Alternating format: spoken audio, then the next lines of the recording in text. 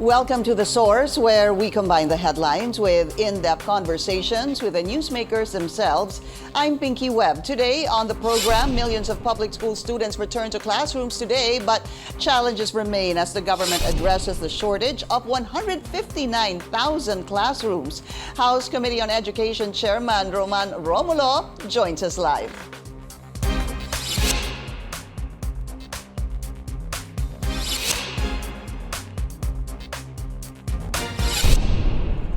Millions of students return to schools today as the new academic year officially begins. Of the over 22 million enrollees, 19 million are from public schools, while 3 million are from private institutions. Before the opening of classes, several groups headed to Mendiola to criticize the government's supposed lack of response to education issues, including the shortage of 159,000 classrooms. Let's go straight to the source of the story. We have House Education Committee Chairperson Representative Romulo. Congressman, good to have you. Thanks for coming to the studio. Yes, good morning, Pinky, and everybody. Good morning to everyone. Yeah, I was a little, I don't know why, but the data was showing from the DepEd that as of, I believe, yesterday, there were about 22 million, a little over 22 million have enrolled. Correct, yes. And they were actually expecting about 28 million. Yes, that's correct. What do you think happened? Why the deficit of more or less 6 million? Yes, but now that classes have begun, we will see late registrants coming in. And that's for various reasons. People have changed address, changed from one province to the other. They are also busy with personal things. But usually, DepEd reaches that number, about 28 million. So even with a deficit of 6 million on the day before school starts, that's not too concerning for you? Not yet, because there's also a lag, because the schools are supposed to encode that into the LIS system. So that also takes some time. So I think that lag can also be attributed to that. So let's see by this week or in 2 weeks what happens. If it accelerates, kung madagdagan. Yes, but we expect that to reach that number. Okay, classroom shortage, as we mentioned a while ago, there's a backlog. Let's just put it 159,000. Yes. Some were saying it's 165,000. What's important is to first look at the budget for next year. That's about 15 billion pesos, equivalent to 6,421 classrooms. Yes. How can this be addressed? If you have a backlog of 159,000 and we can build 6,200 or 6,421 classrooms next year, yes. Paano natin pupunan, kung baga, yung pagkulang? Yes. First, Minky, I think we should put it in the proper context. When we introduced K-12, we had to add 2 more years or about 4 million students. So dati we had a backlog before. With the addition of 11 and 12, that backlog doubled. Because you have 4 million students who were supposed to graduate in grade 10 or 4th year high school before, that proceeded now to grade 11, then to grade 12. So that's about 4 million. So that that adds to the big backlog. Second, also take a look at where the majority of the students are enrolled. Di ba sabi nila it's in Calabarzon, I think Region 3, and Metro Manila. Take a look at Metro Manila. We don't have that much buildable space anymore. So even if you put so much budget, where will you put the buildings? We don't have that much anymore. If you go beyond 4 floors, the building code would require you to have an elevator. And now we have existing school buildings, we have many buildings, but the MOE for that, the upkeep, is also a big chunk of the budget.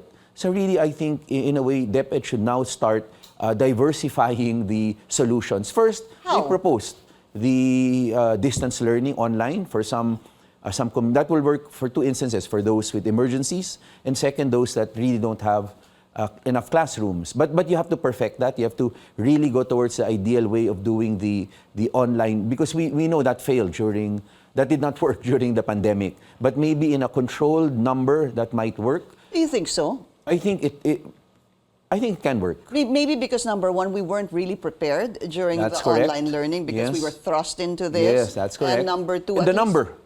Yeah, the sheer number. Everyone. That was 28 million, 27 to 28 million students that you had to give online classes to. Here, it won't be that much. And another one is to expand. I'm sorry to interrupt you, but if you were to pilot this or really institute blended learning, it has to be, in my mind, in those places that you mentioned, that we can't build classrooms anymore. For example, in NCR. You're right. I think it's NCR, Calabarzon, and Region 3. 3, right? Right. We're looking at 3 million, more or less, students in every region. So if indeed blended learning is implemented, should it be implemented in these 3 areas? Not only in those 3 areas, but we also have those geographically isolated areas wherein it is so difficult to build a school building, and it is too expensive to build a building there. And it's also difficult to ask a teacher to teach in those places. So distance learning will work not only for this, for the congested areas, it will, because we can now do, instead, I don't agree with having 1 class in the morning, then 1 class in the afternoon. Maybe you can do it, 3 times a week. You go to school. If really there's a classroom shortage in that area, and then the other 2 days would be online. But even for the geographically isolated schools or areas, then you can have distance learning coming from the urban centers. If it's Mindanao, you can have it in many places. You can have it from Cagayan de Oro, from Davao, in Cebu, you can have Bacolod. In Metro Manila, you can have it in the central areas wherein we will be able to do that. But again, it will require some planning, because you can't just have a classroom and then a TV set, and then because you have to make sure that the teaching is very clear. The students will listen and hear them perfectly. Another way is also the expansion of the GASPE, meaning the complementary nature of the private and public. And we've been hearing that bill for a long time now. We really need the help of the private sector. But now, if you take a look, private sector now has about 2.9 million or 3 million enrollees by now. Last year, they had about 3.6. So maybe they will also exceed that, in fact. So again, it's important to have a private school mapping by the Department of Education, siguro together with the DILG, so that we find out all the private schools throughout the Philippines, how many students are enrolled there, and then we can also see... Do we have that now? The school mapping? Actually, the private school mapping. We've been asking for that for a long time, but I guess with all the other challenges. But now I think with us being back to face-to-face, DepEd together with DILG should take this seriously and take a look at school mapping for private and public schools, so that we know how near they are to one another. So let's talk about that further. When you talk about private school mapping, essentially it basically says, let's find out how many students there are in these private schools and how much more they can actually take in. Yun ang ibig sabihin. That's exactly. Does that where the school vouchers actually can and should come in? That's where it should and come in. Plus, not only the physical structure, but also take a look at the quality of education in those private schools. Because you just don't want... If you recall, Pinky, when 2013, when we passed the K-12 law, the law said full implementation 2016. Yeah. But if you also recall, there was not enough school buildings built between 2013 to 2016. So when 2016 came in for the implementation, what did DepEd do 2015? They said, let's introduce a voucher system for 11 and 12 sa private schools. And in fact, that is just given without checking the quality of the school because of lack of classrooms. That was the plan then. So we don't want to fall into the same shortcomings that they did, at that time. We have to also take a look at the quality of the school. Why was it wrong back then? I think because there wasn't proper assessment. I think they should have prepared more schools, knowing that 2016 was the K-12 implementation. But what happened then there was that since there was not enough, what they did was get the help of private schools.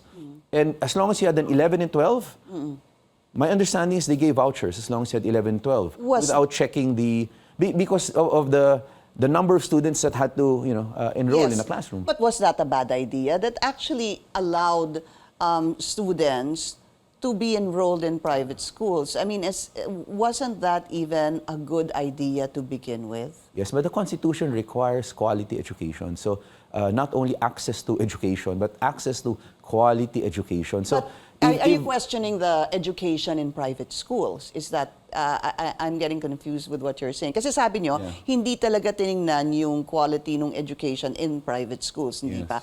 Okay, fine. Are you saying that there are questionable schools that we were siguro short in quality, giving quality Let's take a look at the education. PISA examination. Okay. The results of the PISA examination in 2018. I think that has been broken down already. DepEd schools, private schools with vouchers, and private schools.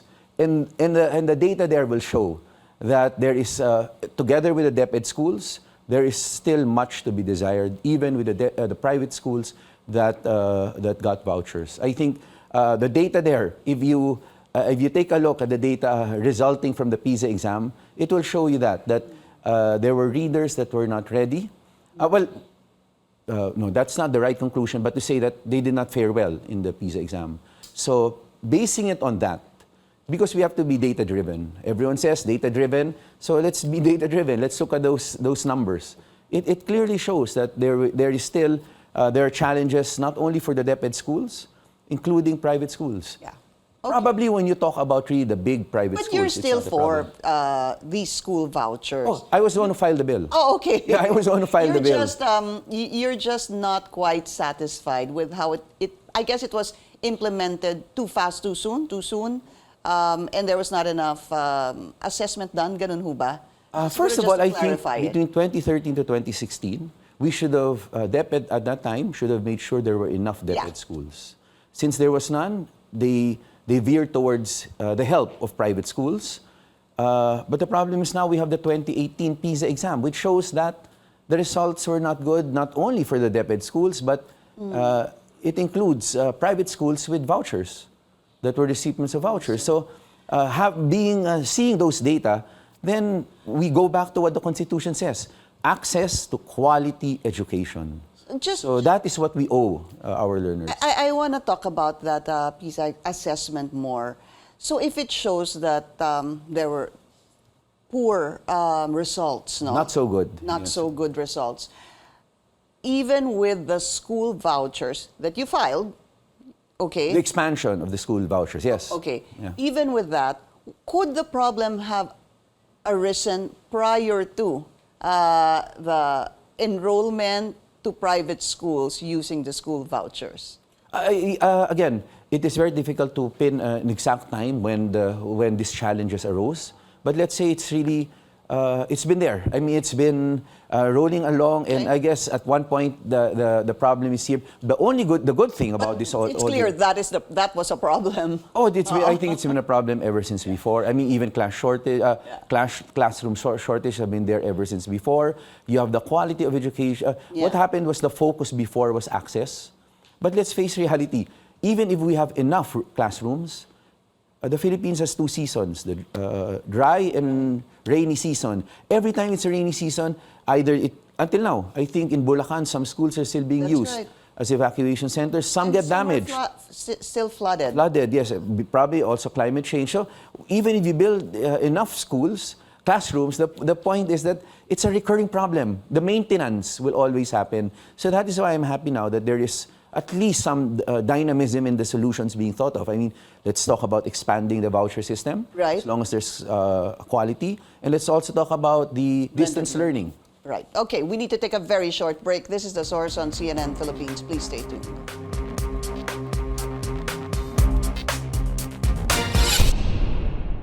You're watching The Source on CNN Philippines. I'm Pinky Webb. Our source today, House Education Committee Chairperson, Representative Romulo, to summarize this perennial problem of classroom shortage. During the break, we were talking about it. So there could be three approaches, no, Congressman? Yes. One would be build more classrooms. That's correct. But we'll never really catch up, Yes. let's be honest. Number two is the school The vouchers, school vouchers. but with proper assessment. Yes. And then the ensuring third quality. And the third is distance learning. Distance learning. In fact, I mentioned this before when I had the chance to be with you also Yeah. here, Pinky. We have this bill that we passed already in Congress. It's called the Public Schools of the Future in Technology, wherein we asked DepEd, in fact, to start piloting distance learning for geographic isolated areas, for just in case there's a typhoon and you need to do this, because it really can't be just a classroom and then you have a teacher with a regular board. I think there's some technology that must be introduced to make it conducive to learning. Okay. Just quickly, I want to go back to the private school mapping. I think this is also very important. How soon do you think government should be able to provide the stakeholders with this kind of data? Yes. I think with the help of DILG, because DILG would be able to ask the local governments and all local government, including barangays, for a school mapping within their barangays, municipality, or city. I'm sure within a month we should, well, maybe, I don't know, but I hope within a month, because It shouldn't be so hard. yes, because right? you already have the LGUs who are willing to help. But is that done in Pasig? In Pasig, we have that. I think the LGU would know, simply because it also happened during the time of the pandemic. If you recall, during the time of the pandemic, the initial, of course, the initial thrust was with the DepEd schools, but then the private schools were already asking help from local and national governments, because they were saying, no one is enrolling anymore. We cannot afford, because of the low enrollment, how do we keep our teachers within our schools? How do we keep the students? So they asked for help from the local government and national government. And that is where I think LGU started already having, well, I'm sure they had before, but they were more conscious of the number of private schools within their city or municipality. And with that budget of over 6,000 classrooms that can be built next year, do you think that this budget needs to be increased? I know that 159,000, let's just put it at 160,000, that's a lot of shortage and a backlog rather. Is it important, Congressman, na dagdagan itong 15 billion equivalent to 6,400 classrooms for next year? Of course, Pinky, but it must be done, I think, in conjunction with all other agencies of government. I heard the PAGCOR in one of the hearings for the budget say that they will ready a budget for classroom construction, but they want the DepEd to take charge of that. So that the Congress must, I'm sure that that's an amount. So Congress must make sure, must ask PAGCOR for the details how much it is. And we have to put everything together so that we know how much more we need. And not only that, in the same light, also ask DepEd already to prepare for the public schools of the future technology. And in fact, that's what I wanted to find out from you. There really has to be a roadmap. You must look beyond the next 3 to 5 years. Hindi ho ba? I fully agree with that, and that we have always reiterated that in the committee. And so that brings me to the next issue, Matatag Curriculum K-10. This was recently reviewed. No, sorry, it was reviewed many years back, 2 to 3 years ago. Launched couple of months ago, I think even in January, with the Vice President and DepEd Secretary Sara Duterte. However, just to be clear, this Matatag K-10 will be implemented next year, not this school year of 2023 to 2024. However, there's a pilot of about 30 schools, if I'm not mistaken, in about 6 regions. No? How excited are you about this? I ask this because every time I've interviewed you, you've always been saying, there's too many subjects for these grade school students. Hindi na nila, they can't master anything. So dapat sabi mo, read. Yun po ang sinasabi ninyo. Are you happy with this, the Matatag K-10? Yes, that first of all, the reduction to 5 subjects and the focus on functional literacy, meaning reading, and basic mathematics. Probably my only disagreement with the Matatag curriculum is the implementation itself. I was really hoping that they would implement it this academic calendar, but of course, we start today. It was announced a few weeks ago. But hopefully, the target is to pilot it this academic calendar and full implementation 2024 for certain grade levels. Parang kinder. But there should be some sense of urgency that if we can implement it by the 2nd, 3rd grading period, we should do it, because this is a problem that obviously is there. Not only World Bank has said 90%. We have a learning loss of 90%. They've defined learning loss as what? A 10-year-old learner not being able to comprehend what the simple text. So we should be alarmed. There should be some sense of urgency. If we can hasten the implementation and focus on reading, and basic mathematics, we should do that at the soonest possible time. They told us, Pinky, but they always tell us we have to prepare. This I agree with. Prepare the teachers. They said we have to prepare the textbooks. Right. But my point is this: now we have grades 1 to 3. We have 7, 8, 9 subjects. We've just reduced it. We've collapsed some subjects. So Why can't you use those? Yes, exactly. We should have. Of course, they say because we reduce the competencies also. So again, since we've reduced, there should be materials there that are usable. We should be able to adjust. Yeah. Immediately. It's not like they're going to do something different or another subject is coming in. They're actually old subjects, but they're going to concentrate on these subjects, hindi ho ba? In fact, I was asking Attorney Poa regarding this, the spokesperson of DepEd. You're right. He said we really need to train our teachers, sabi niyang ganon, and we need to have the textbooks ready. And they want to do a pilot so that they can assess and screen and be able to improve. Well, on one hand, it's a good thing because they want to somehow perfect it probably. But to you, it's urgent. It's urgent because if we keep on with the same curriculum, that was the result we had. So if we don't do anything different, then why should we expect, some reforms to have really a meaningful change? So how do you think this can even accelerate or move forward if they're looking at piloting only 30 schools in a couple of regions? Are you looking into possibly appealing that probably sa next, hindi school year, ano ba ang tawag doon? The next grade, quarter or SEM, di ba? But for me, I think we have been very, very clear in the committee. We want it as soon as possible. So hopefully, they take it with a sense of urgency. They work on it immediately. I think they will pilot it within the month, not necessarily today. They will pilot within the month in those pilot classes. Then, take a look, focus on that, see how it works, and then, exponentially make it grow, I think. So, Pabilisin na. Pabilisin na talaga. Because if we don't do anything different, why will we expect? I see your point in a way that we're actually losing a year. Exactly. Dito because of Exactly. its non-full implementation and just a pilot implementation. That's why I was, to be honest with you, I was actually looking into a lot of the news reports because there was some confusion. There were news reports saying that it's actually going to be implemented this year, and then most actually said it's still going to be in 2024. And Pinky, just to add one more thing. I think DepEd should also take a look at, implementing this curriculum even for just 8 weeks. Take a look, study it. Yeah? Because the problem is not only in grades 1 to 3. I think we have to also help us learners in grades 4 to 12. So maybe we can, maybe DepEd can think of suspending the curriculum and reducing it to the functional literacy even for just 8 weeks as done by other NGOs. And let's take a look. If it works, if students are able to catch up with the reading comprehension and basic mathematics, those are the building blocks for higher learning. So, we can't just say, we're happy we're grades 1 to 3. What about the students who passed 1 to 3 or now in 4, 5, 6, 7, 8, 9, 10, 11, 12? And Should we not also have that mastery? Exactly. Yeah. Because that's exactly what the results shown. We'll take another break. We'll be right back.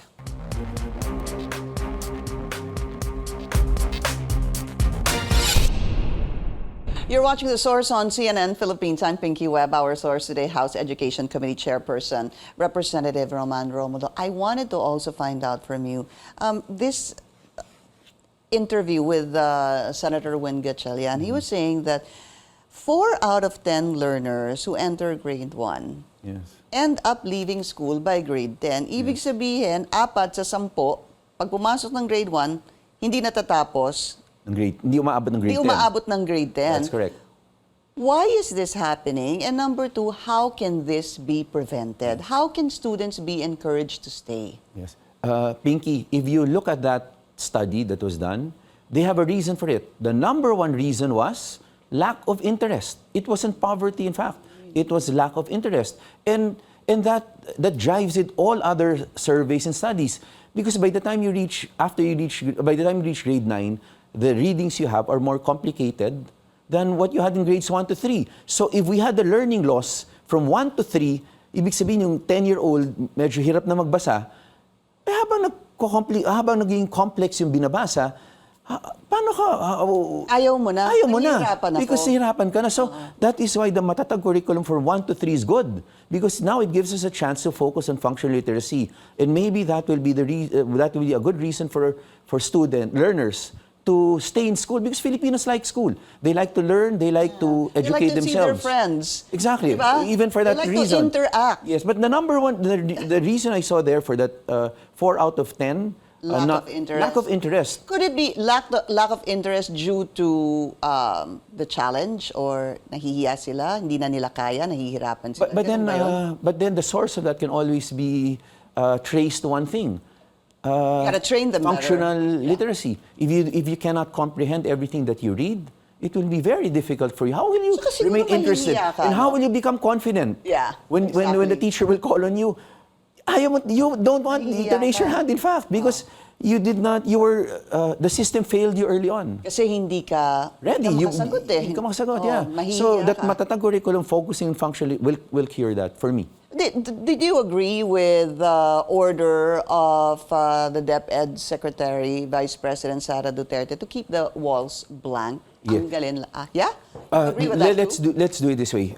If you go into a classroom before that order, it was really cluttered. Now the department order says unnecessary.